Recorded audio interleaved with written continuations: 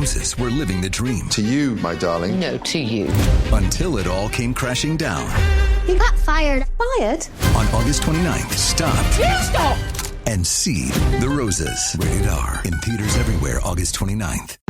Where's that presentation you need for your boss? Slack? Email? Drive? Lost, like your sanity, after wasting hours searching 76 tabs. Your work tools shouldn't take so much work. Dropbox Dash finds what you need fast across all your work apps, so you can focus on what matters. Spend less time searching, more time creating. Learn more at dropbox.com/dash.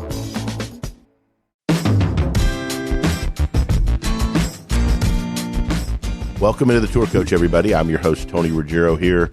Appreciate all of you that follow us, that listen to us, and participate with us. If you're new to this, my name's Tony Ruggiero. I'm a golf coach and teacher down in Palm Beach Gardens area at Old Palm, where I spend a big chunk of my time, where I'm lived in Mobile, Alabama, and have a studio here for a long time, and travel around the South and the country as well, teaching folks on the Live Tour, the PGA Tour, LPGA, Epson tours, colleges, and so forth, as well as anybody that wants to get better. And these are a collection of my conversations and the stories and the people that I meet on the road or that I teach with, whether they're coaches, players, sometimes students that have interesting stories. All of it is an effort to bring you the people that I find fascinating, that I find have a story, that I find can help all of you improve your golf game or improve your coaching, or just fuel your passion for getting better at the game. So we hope you like the Tour Coach, and if you like it, please do us a favor, like it, subscribe to it, share it, and also want to remind all of you that here at the Dew Sweepers, we've been really making an effort. I know a lot of you have reached out, really made an effort to put out a lot of content. I know the instruction game is changing. There's more and more content. That's where those of you that are passionate about and have a desire to get better at the game go, is to the sources of content. You can always find us on at the Dew Sweeper on Instagram, but in particular, our Dew Sweeper TV on YouTube. All you got to do is go to YouTube and type in Dew Sweeper TV. I appreciate the support. Continue to listen to the Tour Coach here. Please like and subscribe and share it as we continue to grow the Dew Sweeper movement, and would encourage all of you to come see us for one of our retreats through the summer or into the fall down at Old Palm Golf Club, or we've got one in August up at Bluebell as well. And come hang out and improve at the game of golf. And now that I'm a tequila man, come hang out afterwards. We'll tape a little podcast, and you can drink an Epic Western with me. There's no better drink I am finding to relax with, chill with, whether it's on the water, on the boat, fishing, or hanging out after a good day on the tee. That's Epic Western. And, of course, as we get ready to head into these conversations that are going to help you with the game of golf, none of this would be possible without the folks at Bushnell, Shrixon, Vineyard Vines, Epic Western, as I just mentioned, and my boy Mitch McConnell and Buick GMC, Taylor Martino and Rowan, and Blaine Stokely. They're the best. They support the Dew Sweeper wherever we go, whether it's on the airwaves here in our content or on the radio. So keep listening here to the Tour Coach, and please like and subscribe us, and we hope you like what you hear. First ever live YouTube. We're just trying this shit out, see how it does, from the condo here in PGA Resort during a Epic Western junior camp. I don't know. Special thanks to Royce and the boys at Epic Western we got some cocktails that Greg and I are on our way down to do some tarpon fishing and film a little stuff about golf and fishing with our good friend Wade Hamilton. Should be fun. Anyways, we got Luke Guthrie, longtime student, great friend, great dude, hell of a run on tours. Since he started working with me, he's plummeted, but he's itching to get back. We've got Will McFadden, who's been a lifelong Dew Sweeper and graduated from Troy University, if that's a thing. It's still okay. Okay, just checking. How about Birmingham Southern closing? You remember that? I almost went to school there. And at one point in time, I actually dated the girl who was their current women's golf coach now when they shut down. That's a trivia question. I think she listens to this too, so we have to edit that. But anyways. Can't edit the live. No, we can't edit the live part. We got Dr. Greg Cartin, good friend and just such a huge part of our team. And we got Wayne Flint, Wayno the Drano. Turn around, wave to all your friends back home in Birmingham, Wayne. Daddy's probably sitting out the beach. right? So I thought this would be cool. As I was sitting here having my first glass of wine this evening and an epic Western, I was thinking of what could we talk about, and I thought it'd be cool. We're obviously going to do one with Coop tomorrow night. He's coming from the airport and all that stuff, and we've got some great juniors. But I thought it'd be cool to talk with two guys who are on different ends of the spectrum of where their careers are. You've got a guy who at one point was inside the top 60 in the world, a lot of success on tour, then found struggles. You got a guy who's just out of college, and you guys, with doing all the stuff, when you spend time around each other, thought it'd be kind of cool to just pick their brains and us all kind of talk about two guys, because I think that's one of the cool things about golf. You don't have too many, I guess you could in the NFL or NBA, but guys that are, the guys are so far different in their spectrum, and you can play golf to a longer age than you can other sports. So I thought it'd be good. So, Luke, tell us about your game. And let me ask you this, and I'm going to make a bold statement here, and that is you have been, since we kind of started, I shouldn't say fooling around together. That sounds awful. Find another word. With McFadden over there. And, but anyways, you've had more zest and energy and excitement about playing, I would say, the last 6 months. That's fair. Than I've seen you have. We took a break. I always would check on you. We always, when I'd see you, we'd hang out.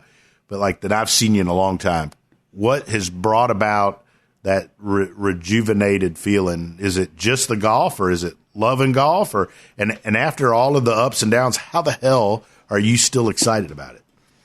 Yeah, there's been ups and downs. You mentioned the top 60 in the world. That was right out of college. I just started playing golf and played really good. And then kind of got struggling. We came together and got playing pretty good at 19. And then, not that it was even bad after that, it just wasn't adding up great, and lost my card. And talk to our people. Lost my card in, let's see, last 2 years I haven't had a card. So it's just been kind of figuring out, building schedules these last 2 years has not been fun. And it's some soul searching. Do I want to do this anymore? And give myself a little timetable. I don't want to be just floating around when I'm 40. I'll find something else to do, kind of thing. You could always do junior camps for the rest of your life. You get free Hurricanes wings, couple epic Westerns. I'm good. Yeah, and you get to hang out with Coop. No, you're exactly right. I feel like I'm actually playing proper golf again. I feel like I can go be myself. I know my best golf is good enough. I can win PGA Tour events wherever I am. I can win. And I see the blueprint happening again. I can feel the same feelings. When I strike a golf ball, it's the same thing. It's starting to come out of windows that are familiar. I hit a shot into 18 here at Old Palm today and hit a little trap draw. I like to cut the ball. Hit a little ball back, 5-iron trap draw to the left pin. I'm just like, yes, that's what I used to do. That's a hard shot for me, but I could do it. And just seeing those little mini steps along the way, I know it's there. It's coming. What you mentioned, and you've mentioned this before, and I'd like to go around the table with, you mentioned proper golf. Mm-hmm. And I hear that from tour players a lot, proper golf. What to you is proper golf? Because I don't think a lot of people understand when, to them, good golf is hitting some shots, end up on the green, or even juniors. But to you, what's proper golf? Ball's curving one way. In general, you have your baseline kind of golf shot that you're in control of. And then proper golf, to me, is strong side golf. It's not going short side. I just talked about that shot I hit. It's a left pin. It's a hard shot for me. I like to draw or cut it. But I'm able to start the ball on the fat part of the green and work it in. And I'm not crossing that line. And the cut pins, I'm starting to knock down. And that's more my side. I'm not overcutting them. I'm not overdrawing them when I'm doing it. I'm in the fat part of the green and working towards pins from there. And really, that's a development in the last 4 months. I would just hit my stock shot and just say if it's a left pin, I'll just cut it in the middle of the green. Really, there's no hope for that shot to get close. like, there's probably trouble left. I'm just going to make sure it curves away from trouble. Now I'm sitting in the fairway today. I can stop this shot. Might not be my favorite one, but I hit the 5 feet and I was like, all right, let's do that. Let's go to McFadden here. Will, talk about where you are as a player. So you graduated. We've had you on a few times recently, but tell us how you feel about your game. And curious, like, hey, how excited are you? I mean, and look, there's been ups and downs. You missed by a shot or so at Q School for Canada, Latin America. Take us through that and kind of how you process that.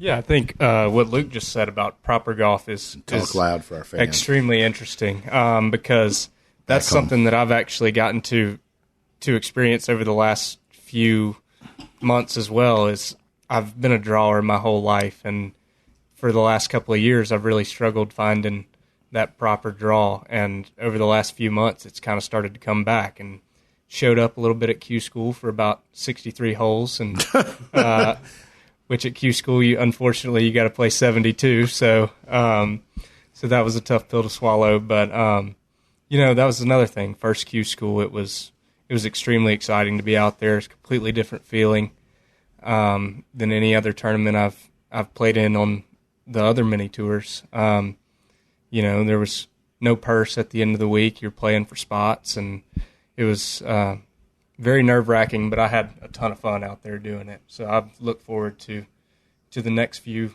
months getting ready for Korn Ferry Q School. Doc, you've worked with a bunch of athletes, all different stages of their career.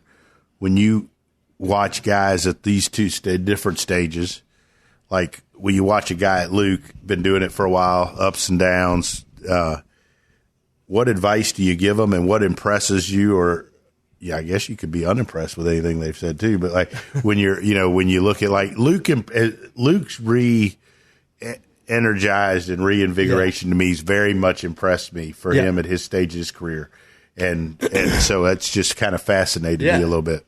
And they're very different, obviously, in where they are, but also fighting the same battle. Right. So I see guys who struggle the most, whether it's at your point in your career or your point in your career, is they have this lingering fear of the time's running out.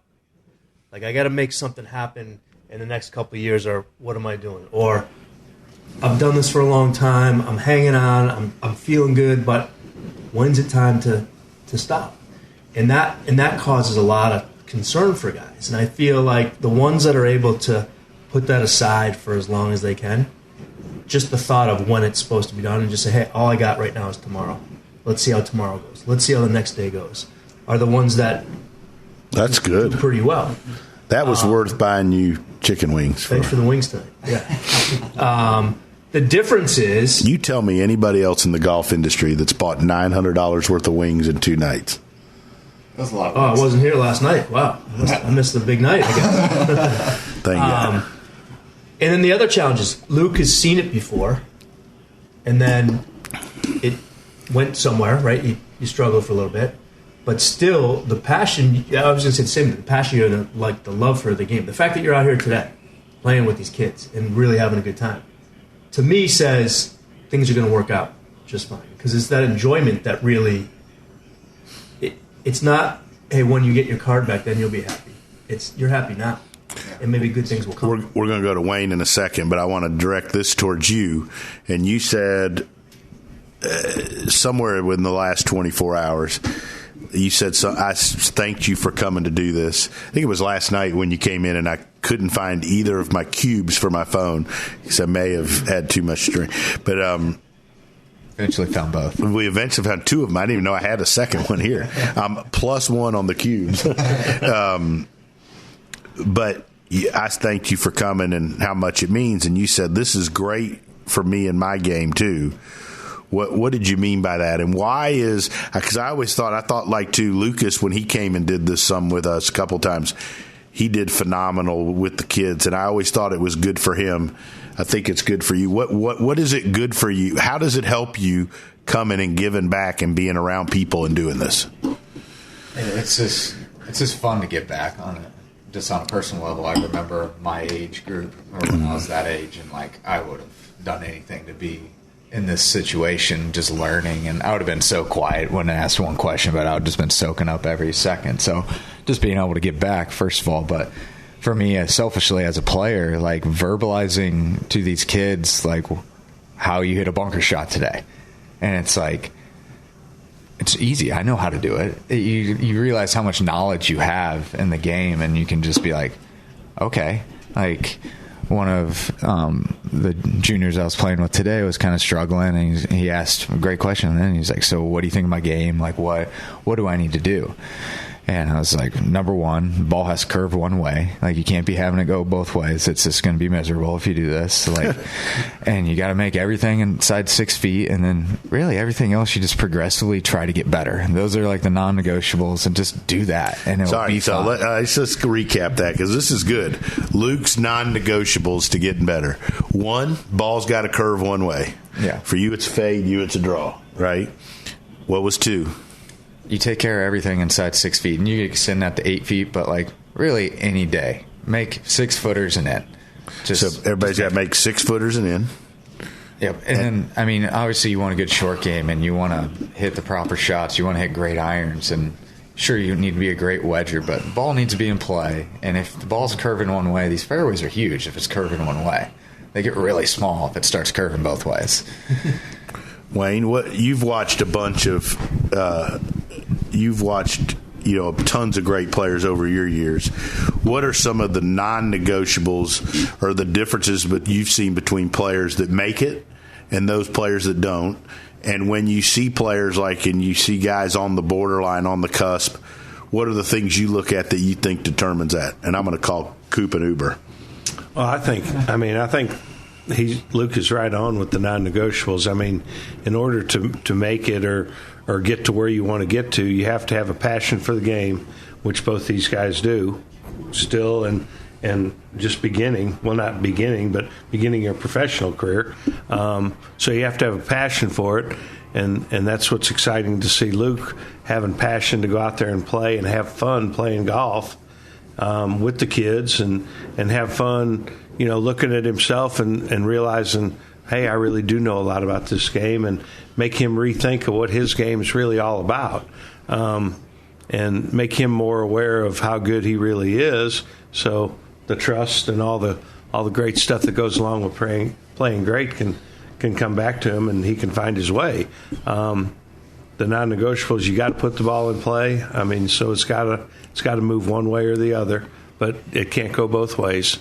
And then inside 6 or 8 feet, if you can be great at that, it's kind of hard to screw the rest of it up bad enough to not be able to play good.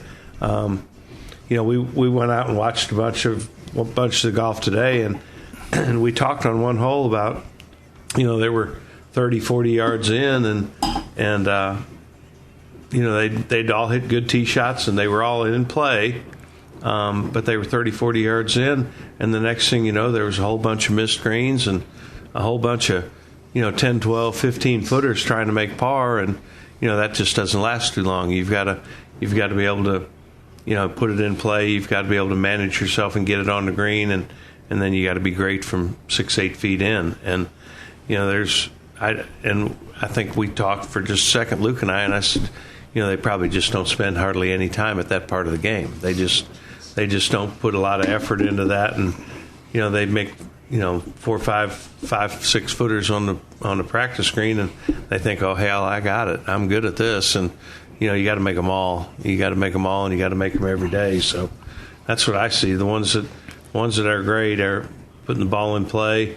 Are pretty good from there in, but then once they get inside 6, 8 feet, they're great. Doc, you've been around a lot of great players, but obviously you've seen the golf stuff that we see, Wayne and I and Luke and Will, but from a mental perspective.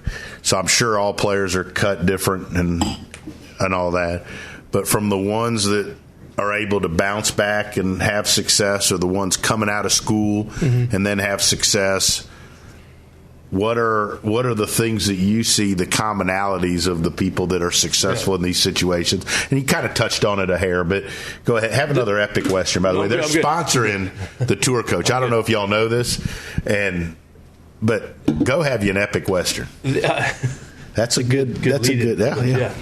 The one thing that I see that's common amongst guys that make it and have long, successful careers, and the ones that don't, are the ones that are patient. And we talked about time a little bit before, but I think patience is a belief that you're doing the right things even when you're not getting the results that you want.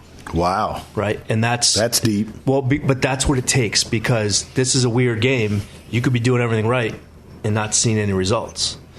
And if you abandon what you're doing and try the next greatest thing, or switch coaches, whatever it may be, because you're not seeing the results, but even though you had that belief, those guys disappear, right? You've gone down a search before, right? You've gone down a couple black holes. But everyone does. But it's the ones that are patient, and that's what I mean by patience. Knowing a belief that you're doing the right stuff, even when you don't see results. And that, there's nothing like golf when it comes to that. We're going to talk to Will, you in 1 second, and then Will. But I was going to relay the story at the PGA, and I may have said this, but we played 2 holes with Scotty Scheffler, right? And then we got rained out, actually a hole and a half. I told Wayne this, I think today, and I told Hackett, and I said, so Randy Smith is his longtime coach, which I think says a lot. He's had the same guy since he's a kid. And Randy and I were walking, and I was like, what the hell are you been telling this guy, right? And anyways, whatever. And he said, boil it down, he said, I really haven't told him anything new in 3 years. And he went over, the 2 things he's doing. One of them is the grip and, whatever. But, here's the guy that everybody would say is the best player in the world. What's all that noise? Is that fireworks? That's fireworks. We got fireworks going on. That's fireworks. That or we're under attack. But either way, this could be the last Tour Coach. but anyways. Or locked. But I think that echoes what you said. Right? Now, what were you going to say? Or did I totally interrupt you and change? The fireworks is getting me a bit right now. No, you were talking about patience, and even when you're not seeing it, I've had some dark moments in my career, meaning just playing really poor golf, especially when I know I've seen what I'm capable of, and it's incredibly frustrating when you can't realize that. I think especially when you've been a top 60 player in the world, I think that's even more different than a guy that's gone out and gotten a card and bounced off. I think that's a little different. Yeah, well, this is where they differ. Will hasn't seen it yet, so he doesn't know. You already saw it, and you don't have it now, and you don't know. That's, you know what I mean? Mm-hmm. They're two different. They're just struggling with the same thing, but from 2 different perspectives. I remember a dark moment, it was during right around COVID. Was it COVID? I don't know. I was in San Antonio playing Corn Ferry, and I just couldn't find the golf ball. It was just done. Was that during my tenure? I don't think so. Okay. I think it was before. But I remember I have an amazing wife who's also a good player amazing. Too. And I had my then 1-year-old there, and went to the water parks right there, and just life's great, but golf life was awful. That was after me. Yeah, because you remember the trip you found out you were pregnant. Not you, her was when you were at my house. That's right. Driving back. That's right. I got back at 3 a.m, and there's pink and blue lights all over my house from Mobile. Mm-hmm. That's right. Mm-hmm. That's why we're still hanging out. That's right. I probably caused the birth of his child. That's what you call the dew sweeper advantage. No, but it was just it was a tough week. That's part of our premium package. But lost ball both ways, and I had to go in both ways, and it's elevated tees, windy, and I'm just I don't know how to do this right now, but I know I can. But as soon as I was 30 minutes away from a round, I'm I know I can do this. But to have the patience to go back out the next day and just that was hard. That was hard. But I think it was helpful that I've seen it before. Yeah. If I hadn't seen it, I don't know if I'd be playing right now necessarily. But sometimes it's harder when you've seen it. and you don't know where it is, right? And like, what the hell? What's happened? I think that's actually, I don't know, but I think that's, and as a coach, I think that's one of the more frustrating things when you've gotten a player or watched a player get to a point where it's really, really good. Mm-hmm. I can say that from experience with Smiley. I could say that from experience a little bit with Lucas, but like different guys, Andy, where you see it, like, and the difference between you talking about the non-negotiables, and you're talking about learning coming up, and when you talk about like the difference isn't much. No, it's not very much. Like, and it isn't. I don't give a shit what any of these teachers say. Like, most of it isn't something that's that noticeable on a video camera or a strap-on 3D thing, right? I mean, shouldn't use the word strap-on probably either, but I mean, like, you know, I mean, I think that's the thing, or that you've got those non-negotiables, but like the differences aren't that much, right? It's a fine line. To you? Yeah, I mean, it's the interesting thing for what I've been doing over the last few months, for the last year since I turned pro, is like I'm playing with a lot of the guys that I really looked up to in college, and like guys that I thought in college like were unbeatable, and like I'd see them at a tournament and I'd be like, well, there's one guy that's going to beat me this week, you know. And playing out there, it's felt like since I've turned pro, like playing with them, that we're on a more even playing field. And it's like I realized that as long as I take care of what I need to take care of, like I'm capable of playing some pretty good golf as well. And some of those guys that I've been watching for years have become good friends of mine, and I've enjoyed learning from them. And I think there's always something to be said for that, being able to look up to those guys, but then also realize that we're doing the same thing, you know. And I think that's really helped me a lot over the last year. I've always thought, since we've been doing these weekends where we combine juniors and we bring you guys and folks in, it's not just you with the kids, but watching like two guys like you. Like I've really enjoyed in my teaching career, and I've told you this a bunch of times, I've loved watching, like now you're a little older. When you first were coming around, you were the middle guy, right? You weren't the older guy, right? You'd had some success. But like, you know, I watched you around the guys like Bill Haas and Lucas, and you know, now you're a little bit older, and these guys are, yeah. I mean, when we put you and Bill in a cart together, if we would have put seatbelts on them, they'd have driven the cart in the water and bubbles be coming out. It's the truth. But anyways, I think that's a cool thing. What have you gotten, if anything, and you can be honest, you could say Luke didn't teach me shit. Like, but like, what have you gotten from like coming down some and being around like guys like Luke? What have you taken and applied that to your game, and has it helped you any as you moving forward? Oh wow! I mean, coming down here and being around guys like Luke and Lucas and Andy and Robbie and, you know, all those guys, it's just been, I mean, it's one of the biggest reasons why I'm still playing golf. Like, all those guys are such good guys, and they're willing to help out, and there's always something to learn from them. And I mean, some of the most important things that I've learned through my golf career is just from playing with those guys. Like, obviously we've done good work in the gym and on the swing and that, but I think the most important thing is talking to good players and being around good players and hearing how they play. Like today after the round, Luke and I just stood there and kind of talked about different shots and different pins out there. And it was just super interesting to sit there and talk to him and hear the way that he played some shots or how I played some shots, and like just kind of comparing and contrasting how we went about the day to day. And I think that's some of the most important things that I get out of coming down here and being around these guys. It's just the little side conversations where it may not seem like much, but I'll remember it in 2 or 3 months when I'm at a tournament or something, and it'll remind me of something that just clicks, you know? That's the great thing about golfers, I think. You know, and just the game in general.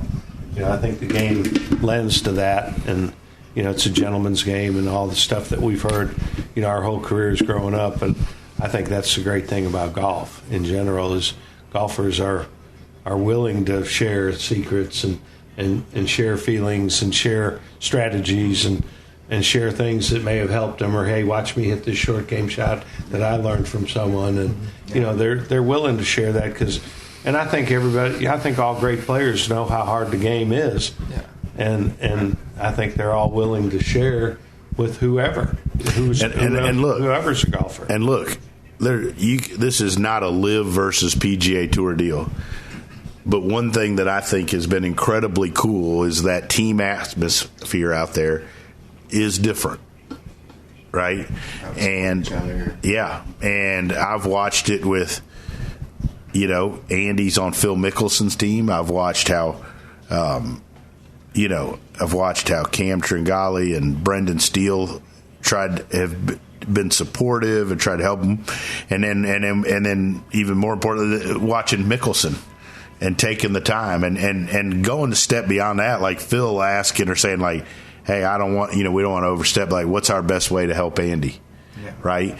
And like, to me, that's different because on tour, I don't think you see that as much once you get to tour, because everybody's, you're just trying to save your own. It's a grind. It's a little more. Yeah, it's a different deal, right? So I thought that's interesting, but I thought like Live is a little bit of a giant version of what you have here. Well, that was the cool thing, Tony, that when you started this school a long time ago, that was neat. I mean, and we still see it today. I mean, the kids don't see each other from year to year, but they walk in Hurricanes tonight or last night, and they see each other, and they all plop down at the same table, and they're sharing their Instagram and their Snapchats and all the stuff with the new kids on the block, and everybody's in the game together. Everybody's pulling for each other, and we've seen that now for a number of years, and everybody's still pulling for everybody. Everyone's pulling for Will because he's part of the team. Everybody wants the dew sweepers to do good, and it's really cool to see year after year as the kids grow up. Go grab me one of my T-shirts. And become adults. That's a pretty neat deal. Yeah. Let me ask you a question. Oh, sure. You talked about all the stuff that you learned from these guys. And look, if you're out there and you want to be a dew sweeper, you can get a Dew Sweepers Vineyard Vines custom T-shirt. This is the real deal. Just wanted to throw that out there. DM us. All right, go ahead. Slip into our DMs. So you talked about like learning Greg's about different shots and everything about like what it's like to be out there. Was it ever comforting to hear from these guys how much they struggle also? Right? Oh, absolutely. Like they're not above. Pick me one of those and hand me one. I'm doing Epic Western. Right? And I think that may be, from my perspective, the most important thing that young golfers can learn. You ought to try this. You done yet here? Come on. It helps you putt. Go ahead. I'm sorry. Come on. I'm trying to sell Epic Westerns. From my perspective, the most important thing maybe a guy like you can learn is that these guys struggle too. Mm-hmm. It's hard out there, right? It's hard. Yeah, it's really hard. And if you can find comfort in the fact that it's not easy. And some of these guys make it look easy, but they all struggle at some point with something. Absolutely. Just when we think you got it, right? Yeah. Yeah, I mean, I think over the years, some of the, obviously been around Tony a long time with him being in Mobile and all over the place, and like some of the most important things that I've learned through golf is just from watching, like not even hitting any shots or any of that, just watching him give Andy or Smiley or Luke or somebody a lesson and hearing what they're working on and realizing that it's pretty close to the same thing that I'm working on, just at a different level, And I think that always does bring a little bit of comfort, You don't ever want to watch anybody struggle, but no, of course not. But you do realize that this is a common theme amongst people that play golf, because people assume they look at these guys on tour and think, that's not what I do. These guys do something different. They play and it's easy and it's fun, but that's not what I do. But it's not. Absolutely. It's a grind. Yeah, it's a grind. It's hard. Yeah. Awesome stuff, guys. This was fun. We got to do this again more. We're going to do one tomorrow night with Coop. Doc, you got anything else to throw in? That's Slip into Doc's DMs. You get a free Vineyard Vines T-shirt, or we'll sell it to you anyways. And free for $19.99. And if you can bring us an Epic Western, Willie, keep doing all the stuff you're doing. It's been fun watching you grow. Luke, thanks for being part of this too. I can't tell you how much I've enjoyed having you coming back, hanging out, and I think we got Coop in an Uber, which is, he just told him to chill and hang out on. He was coming. So, Wayno, thanks again for coming down this weekend. Always have fun. It was awesome in the Bay with you today. We did some good stuff. We'll have fun the rest of the weekend. Tomorrow night, we're going to do another one of these as well, but we'll have some fun.